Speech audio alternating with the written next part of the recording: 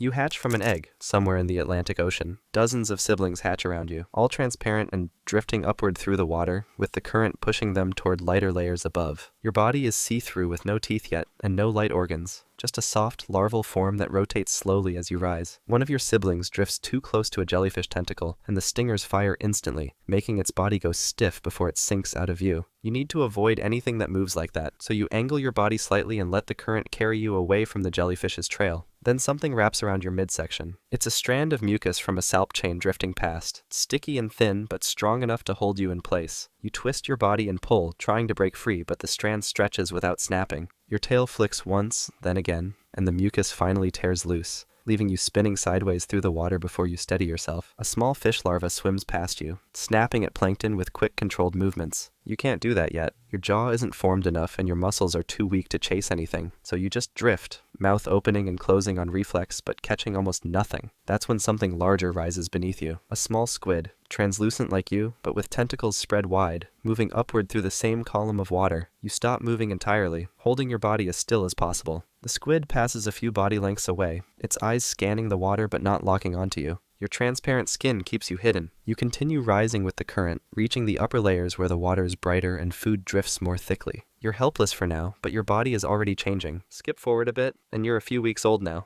Your jaw has grown longer with tiny teeth starting to form along the edges, and your body is still transparent but slightly bigger than before. You're drifting in the twilight zone where the water above you glows faintly and your stomach is empty, so you need to find food. That's when you spot something, a copepod drifting a few body lengths away, small enough to swallow, but fast enough to escape if you're not careful. You need to catch it, so you push your tail and lunge forward with your jaws opening wide. But you miss completely, snapping at empty water while the copepod kicks away and disappears into the blue around you. You drift for a moment, then spot another one moving slowly through a cluster of marine snow. This time you approach more carefully, inching closer before striking, and your teeth clamp down on its body. You swallow it whole. That's your first real meal. The food gives you energy, so you start searching actively instead of just drifting and waiting. Then another larval dragonfish appears nearby, hunting in the same area as you. You both spot the same copepod at the same time and lunge together, making your jaws collide mid-strike. The other larva is slightly larger, and its mouth closes around the prey first, swallowing it while you're knocked backward and left with nothing. You sink lower, still hungry, and find another target near some drifting debris. This time you approach slowly and strike fast, catching it before anything else can interfere. You're learning to hunt now, but you're still in the upper layers where everything is visible and competition is constant. Soon, you'll need to go deeper where fewer predators can follow. You're 3 months old now, and your body looks different. Your skin has turned black instead of transparent, and small light organs have appeared along your belly in rows that glow faintly when you flex certain muscles. Your body has grown heavier too, so you start sinking naturally into deeper water, where the pressure builds around you but your body adjusts without any trouble. You drop past 200 meters, then 300, watching the blue above you fade as you go deeper into the mesopelagic zone. That's when you spot a hatchetfish drifting nearby, its body flat and covered in silver scales that reflect what little glow comes from above. You're hungry and it looks like prey, so you swim toward it and strike with your jaws opening wide. But your teeth just scrape across its reflective scales without breaking through, making the hatchetfish flash its belly lights in alarm before it darts straight up and disappears. You keep sinking, passing through layers of bioluminescent jellyfish that pulse with blue and green light as they drift in slow circles. Then a lanternfish swims past you with rows of lights blinking along its sides in patterns you don't understand yet. You try to follow it because it might lead you to food, but your swimming is still weak and you can't keep up, so it pulls away and vanishes into the water below. You reach 400 meters and stop sinking, holding yourself at this depth, where the water feels thicker and everything moves slower. Food is harder to find here, but the predators that chased you in the upper layers don't come down this far. Down here, the rules are different, because light doesn't come from above anymore. It comes from the creatures around you, and you'll need to learn how to use that. You're 6 months old, and something new has grown from your chin. A barbel hangs beneath your jaw with a glowing photophore at its tip that lights up when you flex the muscles around it. You need to figure out how to use it, so you hold your body completely still and dangle the light in front of your face, letting it glow steadily in the water. A small shrimp drifts toward you, drawn to the light like it's food or another creature. It swims closer, moving carefully but coming within range of your jaws. You wait until it's close enough, then snap forward with your elongated jaws, closing around its body and your teeth hooking inward to stop it from escaping. The shrimp thrashes for a moment, but your teeth hold it in place, so you swallow it head first. That's the first time your lure has worked. You try the technique again, waving the barbell slowly to make the light move like something alive. This time, a juvenile squid appears, swimming toward the glow with its tentacles spread wide. But it's too large and moving too fast for you to handle. So, when it gets close, it grabs your barbell with its tentacles and yanks hard. You jerk backward, trying to pull free, and the barbell tears slightly but doesn't break off completely. The squid releases you and jets away into the water,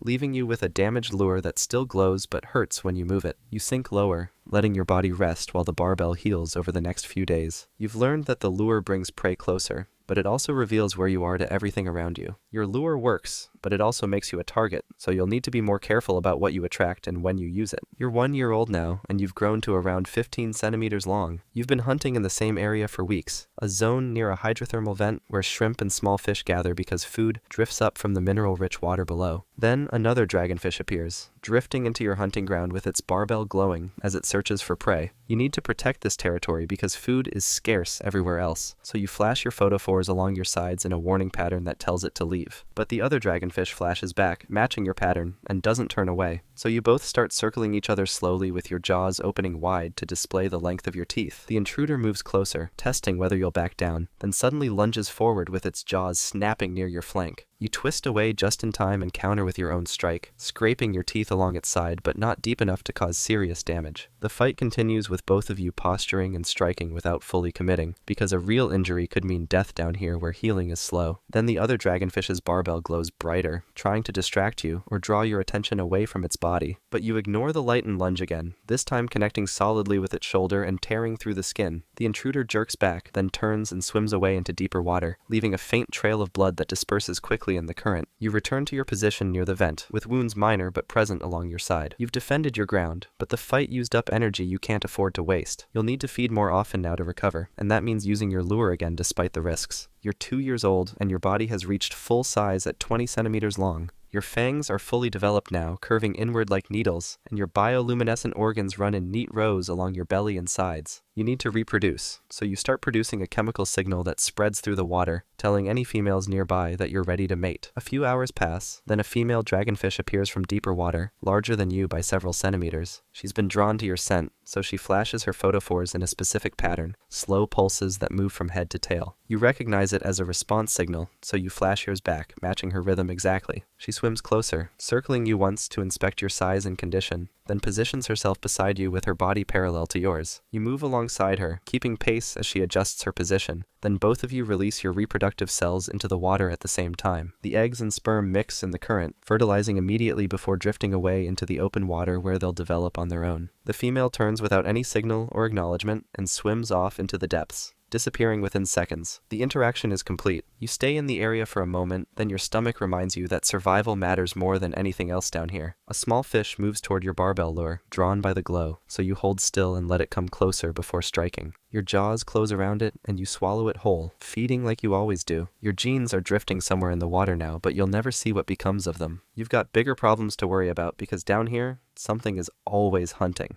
You're 3 years old, and you're hunting near the seafloor at 800 meters depth. Your barbell glows steadily as you drift near a field of tube worms, waiting for prey to come investigate the light. Then a viperfish comes up from below, much larger than you with fangs twice the length of yours. It doesn't turn away from your lights like smaller fish do, so you realize too late that you've become the target instead of the hunter. The viperfish rises directly toward you with its mouth already opening wide, so you dart sideways and its teeth snap shut where you were a moment before. You need to escape, so you swim upward as fast as you can with your photophores flashing in panic. But the viperfish follows, faster and more powerful than you, closing the distance with each stroke. You dive suddenly into a dense cluster of marine snow and organic debris floating in the water, trying to hide yourself. The viperfish slows down, swimming through the cloud but unable to see you clearly through all the particles. You turn off all your lights and hold completely still while it searches nearby, its body passing within a body length of yours. After what feels like forever, it gives up and drops back down toward the seafloor where it came from. You drift away slowly, keeping your lights off and moving as little as possible until the viperfish is gone. You survived but barely, And now you know that down here, you're not the only one with teeth and lights. You're 4 years old, and hunger drives you toward a new hunting ground deeper than you normally go. You've been feeding successfully for days in your usual territory, but the prey has become scarce, and you need to find more food. So you drop down to 1,000 meters where the pressure builds heavier around your body but doesn't slow you down. Your barbell glows as you drift through the water, dangling in front of you while you wait for something to approach. Then something tugs on it, not a bite but a pulling sensation that drags you sideways. You try to swim away, but your barbell is caught on something sharp sticking out from a dead fish carcass sinking past you through the water. You pull harder, thrashing your body to break free, but the barbell stays hooked on the spine. Your struggling sends vibrations through the water in every direction, and that attracts attention from below. A 6-gill shark rises slowly from deeper water, moving toward you with its body angled upward. You yank your barbell one more time and it tears partially free, ripping through the tissue but releasing you from the carcass. But it's too late because the shark is already closing the distance between you. You flash all your photophores at once, trying to distract it or make it turn away. But the shark doesn't rely on sight alone, so the lights don't matter. It accelerates suddenly, covering the remaining space in seconds. Then its jaws open wide and close around your entire body. The teeth punch through your sides from both directions, going deep into your organs and spine. Your lights flicker once, then go out completely. Life as a dragonfish might be rough, but there's another animal out there that has it way worse. Trust me,